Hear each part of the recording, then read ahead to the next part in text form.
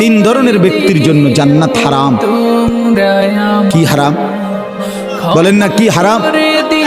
জান্নাত হারাম। এক, মুদমিনু খামরিন, নবীজি বলেন মদখোর, মদ যে খায়, নেশাখোর, মদখোর, গাঁজাখোর, ফুট্টাখোর, বাবাখোর, ডাইলখোর, এই হারামের জন্য জান্নাত হারাম।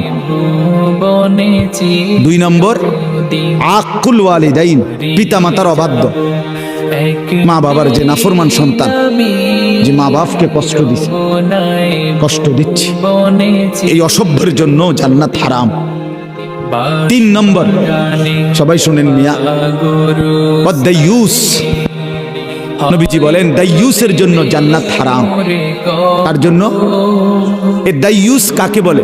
নবীজি নিজে বলছেন এই হাদিসে, দাইয়ুস আল্লাযী ইউকিররু আহলাহু আল খুবুসা, নবীজি বলেন এবং ওই দাইয়ুসের জন্য জান্নাত হারাম যে তার পরিবারের জন্য, আহলাহু মানে পরিবার, স্ত্রী সন্তান, যে তার পরিবারের জন্য নাপাকি, নাজায়েজ, হারাম, অশ্লীলতা, গুনাহ, বেহায়াপনাকে মেনে নিচ্ছে, স্বীকৃতি দিচ্ছে, খোদার কসম তাকে দাইয়ুস বলে, তার জন্য জান্নাত হারাম।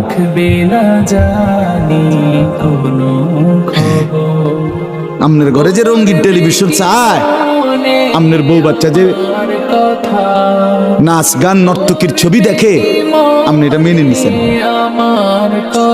আপনি মেনে নিছেন, আপনি টেহা দিয়েই বিল দেন, আপনার টাকা দিয়েই ডিশের বিল দেয়, আপনি মেনে নিচ্ছেন, আপনি জানেন, আপনি দেখতেছেন, আপনি হাসেন, আপনি মাথেন না, আপনি ভাত খান, বন খান, কি সুন্দর রঙ্গরসে চলতেছেন, কি বুঝাইতে চাচ্ছেন?